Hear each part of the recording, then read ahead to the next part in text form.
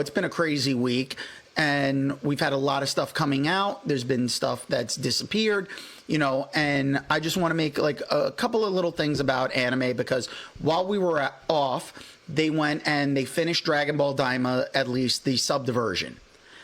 So Daima was hitting great ratings, so was Solo Leveling. And then Solo Leveling just had a very emotional episode, and it got knocked down as listed as one of the worst rated episodes on Crunchyroll. And I'm sorry, but I have a problem with that, because of the fact that it's the emotional tethering that we needed for the story. You can't just have the guy being dark and mysterious, but coming off as a badass, without him finally getting to go and like save his mother. And he's crying, and they're like, "Oh, we're taking aura points away from that." Aura points, my ass.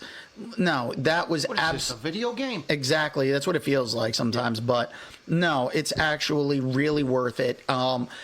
Anybody who is saying that episode is a bad episode, they have completely missed the point, especially considering they're getting to the Jeju Island. Sorry, probably pronouncing that wrong, but the Jeju Island arc with the ants, it's going to be an amazing arc. So anybody who's watching Solo Leveling, if you've read the manhwa or the light novels, you'll understand exactly what's going on. And I do want to say, I did find one of the anime that's out this season. It's Amikoo. I can't even pronounce the full title, but it's a doctor who she basically goes and she's like House. So she's solving mysteries and crimes because she's that much of a genius. Let me see if I can. I got to pull up the name here so we can, because the English title is Amikoo Doctor, MD, Doctor Detective. Okay. So definitely worth a watch on Crunchyroll if you're into mysteries and stuff. I prefer more like Case Closed, Detective Conan. This is it. It kind of falls into the realm of House with some of the stuff, but it's not the same thing. But I am interested to see the rest of the dub for Dragon Ball Daima, to see how that one comes out. But they did kind of leave it open for an interpretation. So anybody who wants to discuss how Dragon Ball Daima fits in between Dragon Ball Z and Dragon Ball Super, you can send me an email at dragoonslairpodcast@gmail.com. That's all one word. Dragoon is spelled with 2 O's. That's dragoonslairpodcast@gmail.com. Now, one more thing before we jump into the Elimination Chamber.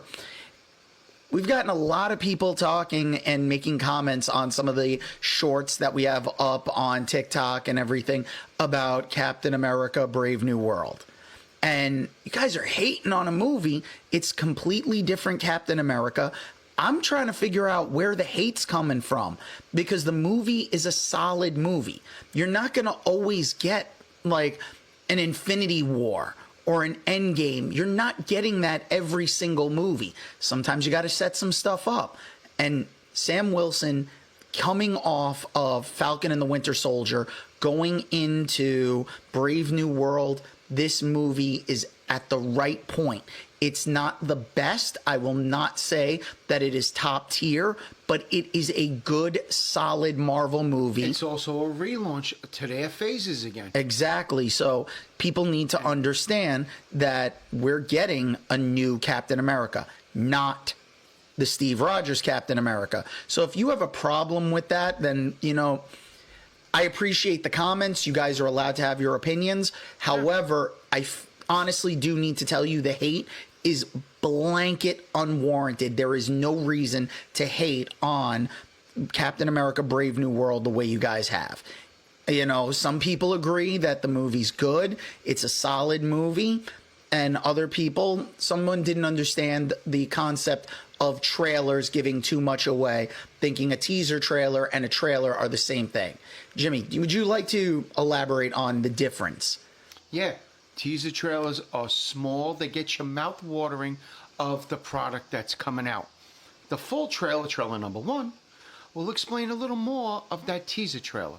And then trailer number 2 and the final trailer will give you at least a good sense of background on what to expect in this movie, but not give you the whole movie. Am I correct on that part? Well, the teaser trailer doesn't give you anything really other than here's a small outline of what to expect. And when it's coming out. And, yeah, exactly.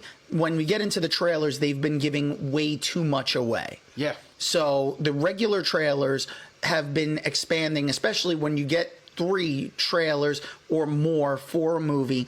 You're finding out too much. You're walking in there and you've already seen all the best stuff that's been in the trailers. And you're getting ticked off at it. Yeah.